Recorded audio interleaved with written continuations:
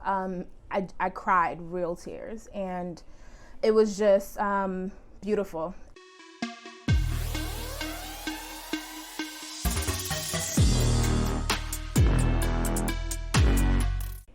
Hi everyone, welcome back to another episode of What You're Reading with Athena. We are coming back here in Joe Biden's America. Hello, hallelujah.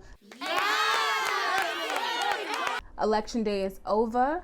We finally have a new presidente. So congrats to everyone who went out and voted for Joe and Kamala Harris, our first female, first black, first South Asian vice president.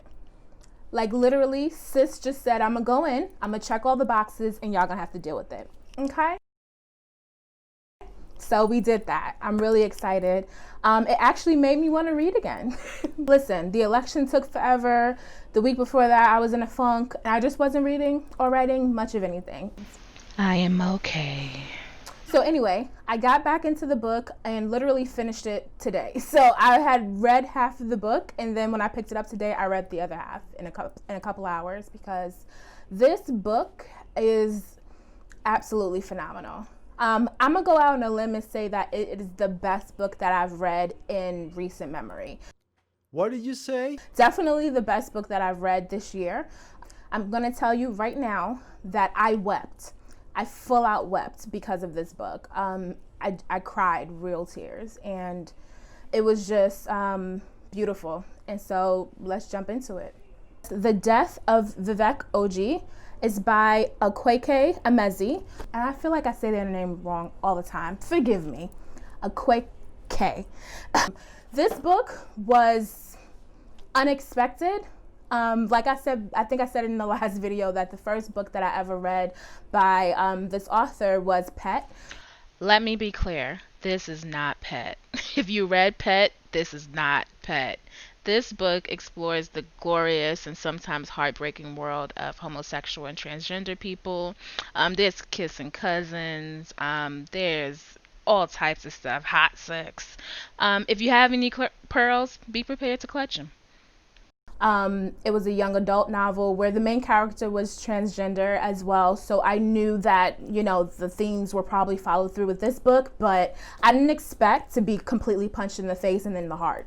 You know, I didn't expect that to come out of it, but that's what came from this book. So it takes place in Nigeria, and it pretty much centers around a mother has opened their front door in the middle of the night to find that their child, their son, has been murdered, and that their son's body has been left on their doorstep, wrapped in some sort of, you know, garment or sheet or what have you.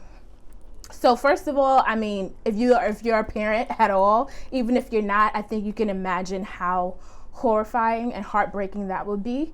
And then from there, we start going back and unraveling different things that happen and exploring her son's life, who is Vivek OG, through the lens of his family. So we get to see it from his mother's point of view, from his father's point of view, and from his cousin Osita's point of view. And Osita is very close to him. They're very close. They're cousins, around the same age. Their fathers are brothers. How families work, you see? Glad I could help you out there. Very early on, we learn that Vivek feels that he is different. It so happens that on the same day that he was born, his grandmother, who was the matriarch of their family, died. And he was born with the same scar on his foot that his grandmother had. So very early on, we're getting reincarnation vibes. We're getting I am grandmama vibes. You feel what I'm saying? And so from there, he's having these spells where he kind of loses bits of times or seems to black out here and there. And, you know, that theme kind of plays through. So maybe he's grandmama coming back and assuming this different form. And he talks a little bit about that in one of the chapters that are told from his point of view. And it says here, I fought with almost everyone because I was slim, and some suspicion of delicacy clung to me, and it made boys aggressive for whatever reason.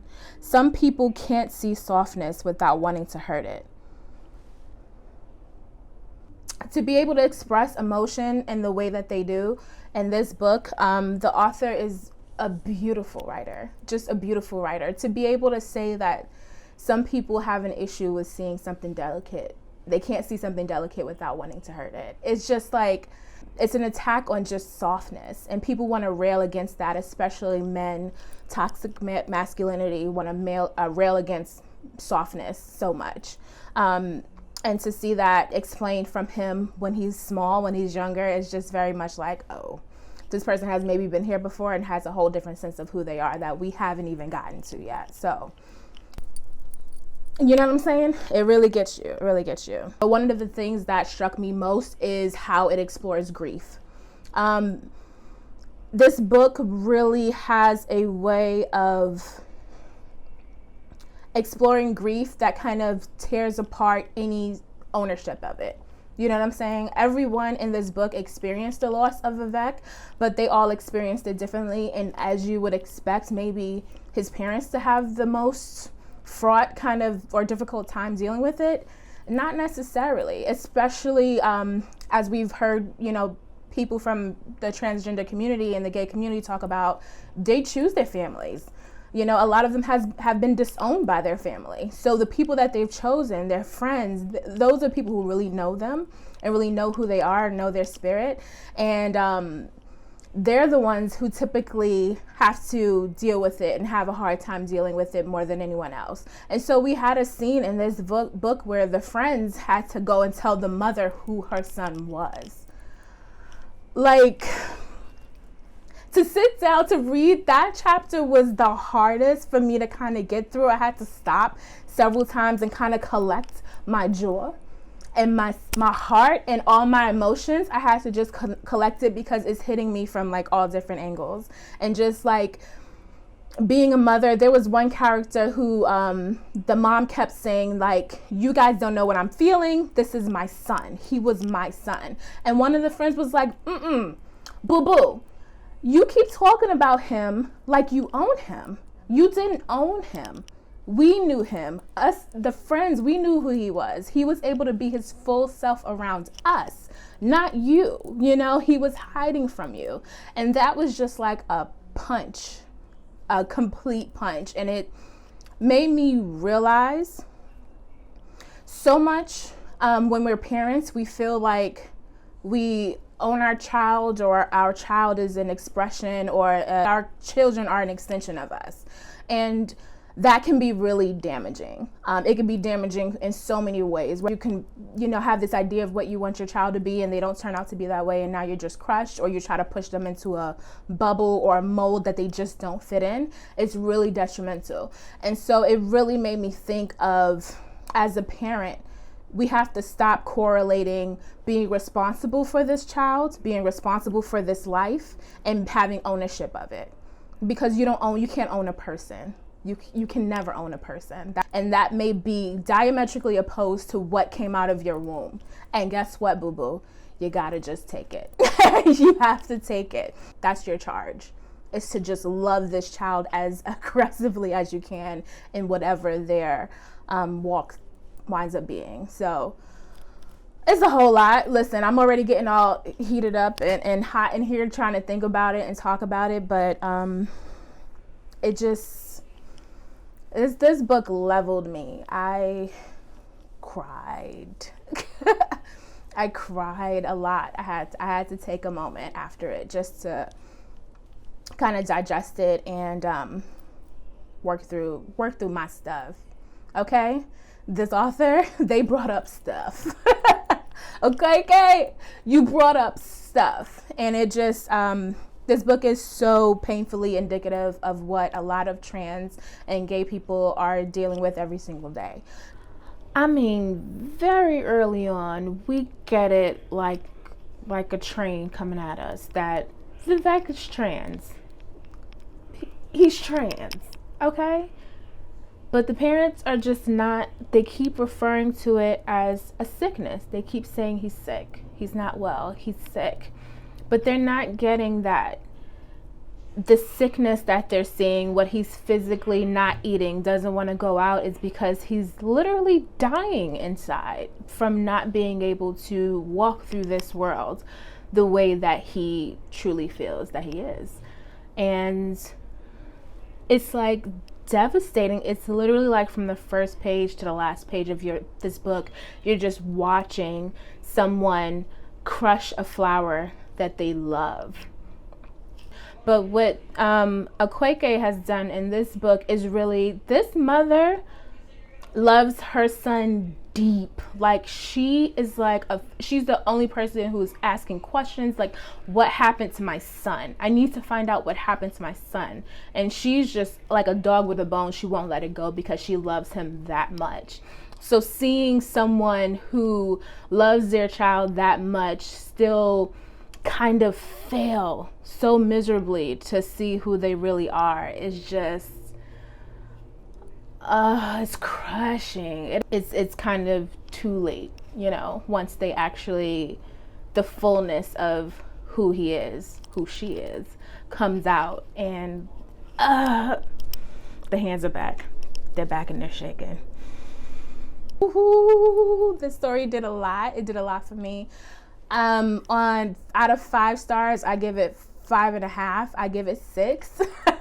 I push it to 7. Like, you have to read this book. You really have to. If it's not already in your to be read pile, go ahead and add it in. I'm done telling you. I'm gonna get real aggressive. Read it. Okay? Okay. The Death of Vivek OG. That is by Akwaeke Emezi. Go pick up this book. Read it, enjoy it, dive into them emotions, y'all.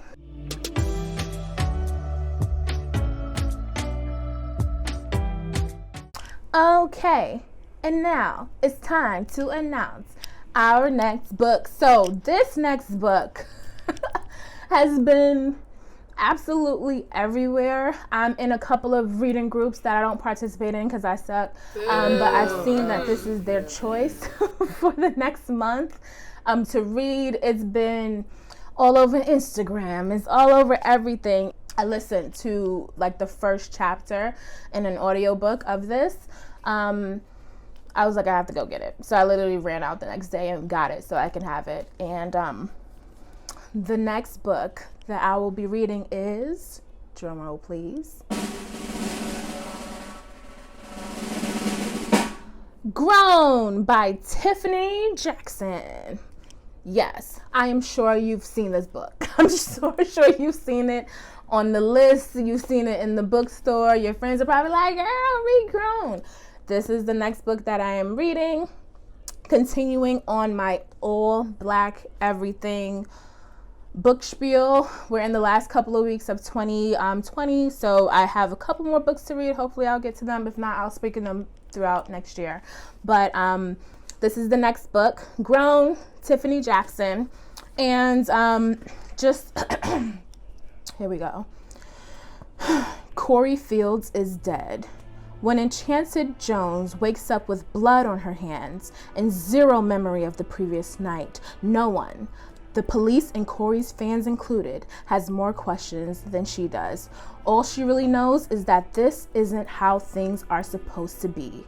Corey was Enchanted's ticket to stardom. Dun, dun, dun. So, we getting ready to get into some stuff. And this seems very, lots of drama. It might have some romance, some music, a little bit of everything. I am ready for it, especially after reading The Death of Vivek OG. I need something to, pull me out of my, ooh, why is the world so bad, sort of feeling. So this is, I'm sure it's filled with drama, intrigue.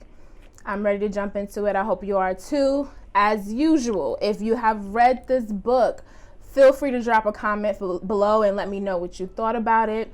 If you haven't read it and you're looking for something to jump into for the next few weeks, read it with me. Go to your bookstore. It's preferably an independent bookseller because we need to help them out. They're suffering right now.